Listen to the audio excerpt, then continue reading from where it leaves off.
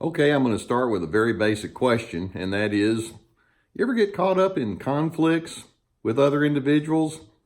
Now, the answer is, well, if you're a human being with red blood and you're engaging with other human beings who also have red blood, yes, you're going to have conflicts. Conflict is just a part of the way life plays out. We don't think the same. We don't engage with one another with the same preferences and priorities. And so there are going to be moments when we have clashes.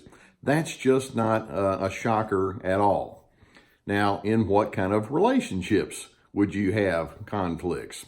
And again, the answer is, well, whatever relationship means very much to you at all, whether it's in the field of work or friendships or marriage or roommate situations or extended families. There's just simply going to be times when you're going to have to figure out, what am I going to do with the differences that are right in front of me between me and that other individual whom I presumably care something about. So let's suppose that I'm the psychology professor and I'm going to give you a pop quiz. Okay, you ready? And the one question I'm going to ask you on the pop quiz is, what are the primary ingredients necessary for successful conflict resolution? What do you think? Now, most people would probably come up with an answer like, well, you need to be a good listener. You need to speak in a way that shows respect towards the other person. You need to stay calm and cool and collected. You also need to stay on topic. You want to make sure that there's an open mind that you bring with you. Now, if those were the answers that you would come up with for that pop quiz, hey, I give you an A. That's the right answer. Now, the next question is, what tends to happen when the conflicts come along? And there's where our humanity gets in the way. For example, when we have conflict with one another, we may start with those helpful and proper kind of ingredients, but very commonly the conflicts will turn quickly to agitation, or somebody starts invalidating, so you invalidate right back. The tone of voice becomes very insistent and coercive. And of course, you know that that's not going to take anywhere good. Defensiveness comes into play. There's accusation. You start interrupting one another. Does that sound very familiar? So here's the thing I want you to consider. You already know what you should do when conflict comes along. If you've been around the block any times at all, you know that there are certain do's and don'ts that are going to make sense. So what's going on that tends to pull you over into the improper way and keep you away from the healthy forms of conflict resolution? Well, it comes down to one really large ingredient, and that is ego.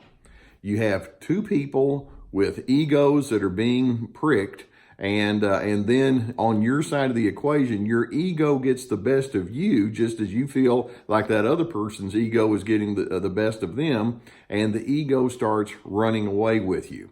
For example, when you're caught up with your egotism, you're basically wishing, I've got to get that other person to understand me. It's all about me. Or you can't say or feel or think the way that you are. The implication is you need to do it my way. Or I hate the way that you're talking with me.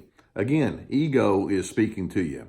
Or the ego may just say, I'm right. Come on, can't you just understand that? And so when I say that there's the most difficult task or the difficult ingredient that has to be maintained so that a conflict is going to go in the right direction, what I'm getting at is we need to learn how to lay down our egotism.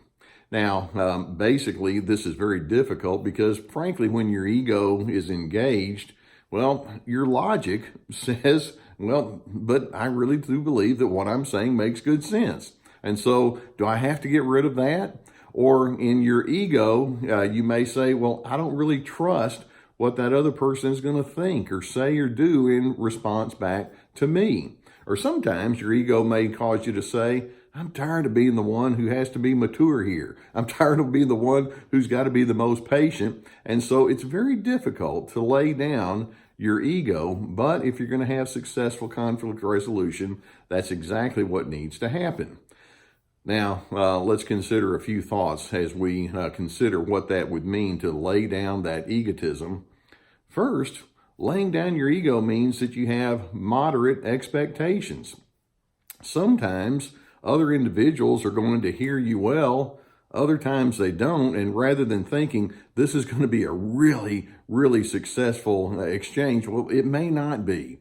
And so make sure that you engage with people with a sense of realism that says, I know what I'm dealing with, I know who this person is, I'll say what needs to be said, but then at the same time, I don't have the expectation that it's all going to turn out to be peachy keen.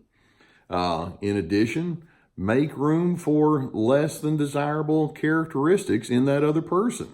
You know, that other person may indeed be defensive, and they may not be listening very well, and they may be stubborn, and rather than thinking, I've got to make them quit doing that, well, they're doing it.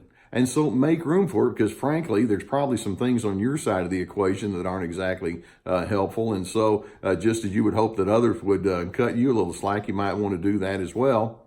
And then a third huge thing that means that you're laying down your ego is as you speak your needs. Now, notice that I said speak your needs. We're not going to be talking about just becoming a wimp, but as you speak your needs and you set your stipulations and you maintain your proper boundaries, do so with the highest amount of respect and dignity that you can. You don't have to insult the other person. You don't have to make them feel foolish. What you can do is you can say, here's my position, these are my thoughts, these are my needs, this is what I want you to understand. And when the other person just doesn't seem to catch on to it, well, you hold on to it anyway and say, well, nonetheless, that's where I am. In other words, maintain your sense of respectfulness, maintain a proper personal decorum in the way that you engage with other people.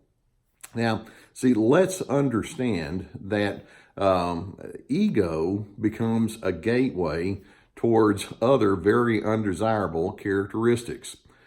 When you're caught up in the very midst of your ego, that's when you become the critical person.